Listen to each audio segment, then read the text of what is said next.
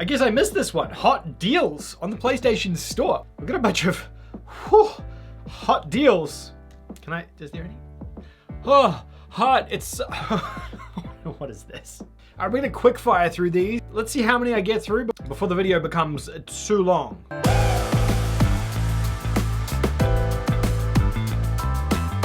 If you haven't already subscribed, subscribe. Otherwise, let's look at some of the hottest deals on the PlayStation Store that I recommend playing. Not even the best discounts, but just good games. Generation Zero. This one here is a very, very budget first-person co-op game. It's kind of like an apocalyptic or post-apocalyptic game where the world has been taken over by robots rather than zombies, which is kind of a neat little premise for a game like this. It's not very good. It's a very budget game, but I had a really good time with it, playing it with a friend of mine in co-op. Playing this by yourself would be immensely boring because there's no NPCs or anything like that. The story is all told through notes and things, but big open world to explore. Very weird game, but interesting at the same time. 13 bucks, I'll give it a pass for 13 bucks. I paid full price for this and I do not give it a pass for full price. Mortal Shell Enhanced Edition though, I give a pass whatever price. This is a great Dark Souls-like game made by an indie development team, but it feels as close to Dark Souls as I've ever gotten. It's literally the closest any other developer I believe has gotten to emulating what From Software does. It's as good as those other Souls-like clones like The Surge and things like that. This one here is set in a more fantasy medieval setting, and it's I don't know, there's two things. This edition here includes both the PS4 and the PS5 version of the game, which is fantastic. That is fantastic value if you own a PS5. Secondly, this game here, it takes that Souls-like formula, that slow, methodical combat, really strategic hack and slash, and adds an additional layer onto that of the shell, basically. There are 3 different shells that you can take or use. They're basically your character then inhabits the shell or the body of these fallen soldiers, and they all have different fighting styles and stats. Some are faster than others, some deal more damage, some have more health, things like that. But it changes the way the game plays. Really does evolve that FromSoft combat style and add an additional layer onto it. I think it's a really neat concept. It does become more complicated because of the different fighting styles and because of how you can harden your shell as a defense mechanism, how you can be ejected from your shell. And basically, when you're ejected from your shell, you're very weak. You've got no health and no stamina. You have no stats, essentially. So you need to stay in your shell for as long as possible, but you can use that to your advantage. Very cool idea. And the guys who made this, hats off to you. You've done a fantastic job with this one. Very impressed with this game. Highly, highly recommend it. Another game that is a little bit older, but is still just really good is Infamous Second Son. I talked about this a little bit in 2020 when I made a trophy roadmap for this game, and it's just a really good open world superhero game. Basically, it's a superhero game that isn't tied to any lore like Marvel or DC, which makes it interesting to start with. And secondly, it's just a very fun, isolated game. And while it's open world, it's not massive. It's very small and refined. Being an early PS4 game, they were probably only pushing the boundaries slightly from what the PS3 could handle. And as a result, they came up with this thing that is just a good snack-sized experience. You're getting a decent amount of value here, and for 10 bucks, absolute steal of a game. Highly recommend this one as well. Same situation with The Evil Within, a slightly older horror game on the PlayStation 4, but a really, really good one. This one is 10 bucks. Steal for that price if you enjoy games like Resident Evil, Silent Hill, which are 2 of my favorite franchises of all time. This kind of melds a bit of those 2 things together. It has a lot of Resident Evil 2 roots deeply embedded into this game, and Resident Evil 4 for that matter as well, plus a lot of that creepiness that comes with Silent Hill and that ambiguity that comes with the Silent Hill games. It includes a lot of those features in here. The original director of RE4, I believe, went on to work on this game in this series for Bethesda, so they've done a lot. The sequel to it was also very good as well, so you can check that out too. That is $19.79. I personally didn't really rate the sequel as highly as the first game. I think it's not as good, but again, another really fantastic third-person horror experience if you're looking for a thriller horror style game to play. Both of these are absolute steals. The Order 1886, another kind of a weird one, but I'm including it on here because we don't often include it, and we omit it from a lot of these conversations. But it's It's a weird one. It's a third-person action shooter game mixed with, I guess, like Detroit Become Human, a narrative adventure game. It can kind of combine these two things. The game actually still looks really stunning, even though it is a launch window PlayStation 4 game. It is a short experience, like 6 hours. So for a trophy hunter, that's pretty good. You can earn a platinum trophy in a single playthrough if you use a guide for all the collectibles, and it is a pretty secluded experience. But if you're looking for something that, I don't know, if you're time poor like me and you're wanting something that you know isn't going to take you 50 hours to play, this is a pretty decent option, and you're getting a pretty high quality game here. It is probably lacking, I would say. It does have its downfalls, you know, because it doesn't have as much content and it doesn't flesh out all its ideas maybe as well as it could. It is lacking some things, but at $10, I think I give it a pass on a lot of that. With the new season of Rick and Morty just starting a couple of weeks back, it's a good time to jump into Trevor Saves the Universe, made with the voice actors of Rick and Morty, the writers of Rick and Morty. They've produced this game here, and it basically just feels like it could be set in the Rick and Morty universe in some alternate timeline or dimension. You play as this character called Trevor, who has these things in his eyes which have additional eyes. And you play in a first-person viewpoint looking at the third-person character. So you're playing it in third person, but actually from first-person view. It's kind of weird, but so is Rick and Morty. The game originally was planned for VR, and it works really well in VR, but it also works well in non-VR too. It has a pretty decent platinum trophy for trophy hunters out there, so you can go and earn that, and it's not going to take you a huge amount of time.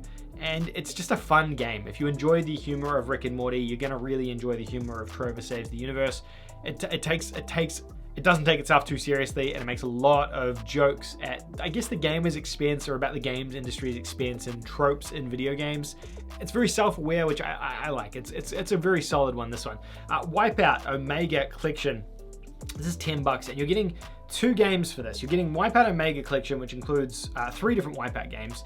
Plus, you're getting the VR component of this as well, which is the same thing, but in VR. So you're getting 2 massive experiences here. If you enjoyed Wipeout, or maybe you don't know what Wipeout is. Basically, you're flying around in these futuristic ships, but it's more of a traditional racing game. So think of like Ridge Racer or Need for Speed, but in spaceships, basically, or hover ships. And that's Wipeout. Very fast-paced, really awesome techno soundtrack to it as well. Overall, just a really, really fun experience. It's a shame that this is a collection of games and not a new Wipeout game. I would have loved to have seen a brand new Wipeout game come out on this generation. Unfortunately, we didn't get that, but we got sort of a greatest hits of all the Wipeout games that have come up until this point.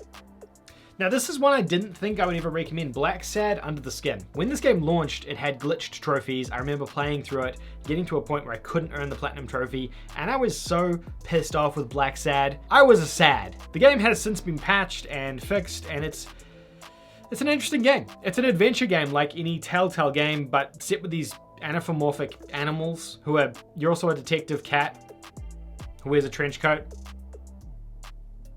I don't know if I sold it very well. It's not a bad game though.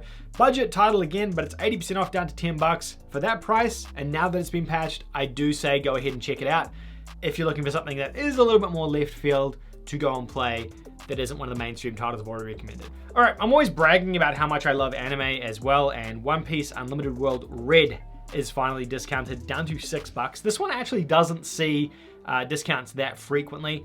I love One Piece. It's probably one of my favorite anime of all time. So whenever a One Piece game is discounted or something involving One Piece is discounted, I do try and include it in these things. This is an interesting sort of isometric action-adventure game from the One Piece franchise, which when it came out was the first of its kind, because a lot of those were Musou-style games or fighting games, so it did do stuff slightly differently. It let you play as the full pirate crew as well. If you're an anime fan, you're a One Piece fan, check it out. It's $6. It's pretty good discount here. And as we know with anime games, they don't often come down in price that frequently. There's an oldie but a goodie as well. Everybody's Gone to the Rapture. In fact, a lot of these games are older, but Everybody's Gone to the Rapture is a walking simulator, narrative-driven walking sim, essentially, where you wake up in a world and everybody has just seemingly vanished and disappeared, and you have to kind of uncover the mystery of what's going on by walking through the world, exploring it, reading notes, solving puzzles, things like that. And it's quite neat. It's a slow-paced game, and it does take a fair bit of time to get going when you start uncovering more of the story, but it does have a pretty nice payoff for it as well, and it was just a bit of fun. This was a PlayStation Plus game that launched probably in 2014, so maybe you're lucky enough to already own this for free. You can go back into your library and check. If not, it's $10 now, and it is a pretty fun little experience as well. I don't know if I've ever recommended God Eater Resurrection, but God Eater as a franchise is another sort of anime style franchise. It's a JRPG essentially at heart that takes a lot of inspiration from games like Monster Hunter and then the Xenoblade Chronicle games over on the Wii and the Switch. And it takes a lot of inspirations from those games, these sort of anime style JRPG worlds where you're taking down these big monsters. You've got these quite sprawling narratives that go with it as well, plus those sort of hard JRPG or RPG mechanics associated with it. Maybe a little bit of Dragon Quest in there as well, to kind of top it all off. $5 here for this one, not a bad price, and you know, at $5 it's an easy one for you to go and check out. It's not for you, it's not for you, right? It's not too much of a loss. Risen 3, the Titan Lords is also down to $4. Look, I played this one and I didn't actually really enjoy it that much, but for $4, you know, I kind of have to mention it because it's so budget. This is a very traditional RPG. Risen was like a pirate RPG franchise that was on PC. It's an old school franchise from the PC, and they were very rough, old school RPGs. Third person action, honestly actually remind me a little bit of RuneScape without the MMO elements to it, which I mean, I guess you could say that's a good thing or a bad thing depending on who you are. Risen 3 was a pretty rough game when it came out. This was at the very end of the PlayStation 3 life cycle. Porting it to the PS4, they didn't really improve on a lot of stuff. It had a lot of clunkiness to it and things like that, but for $4, you're getting a giant RPG here. I'm talking hundreds of hours of RPG goodness, if you're looking for something like that. So as a value add, it's a very good value, but as a really high quality game, it's only meh. But there you go, bunch of cheap games and deals available at the moment on the PlayStation Store. I've also categorized a bunch more of these into like really budget and cheap games, which I'll do a video about maybe tomorrow or the next day, and you'll be able to check out, you know, a whole ton of cheap games, which I've not included in this video for that one reason. Hopefully you enjoyed. If you did, leave a like. If you didn't enjoy this video, leave a like as well. And if you're not already subscribed, make sure you hit the subscribe button down below. I'll see all you gamers in the next one. Patreons, it is that time again. Thank you each and every one of you popping up on the screen here for supporting me this month on Patreon. It is thanks to all of you that we can keep these lights on in the back of the studio. Without you, the lights wouldn't be on. So thank you so much for that. If you want to support me further on Patreon or as a channel member, you can hit the join button directly below this video on YouTube, or the link in the description down below to go over to Patreon and help support the channel. Thank you guys, you're all legends.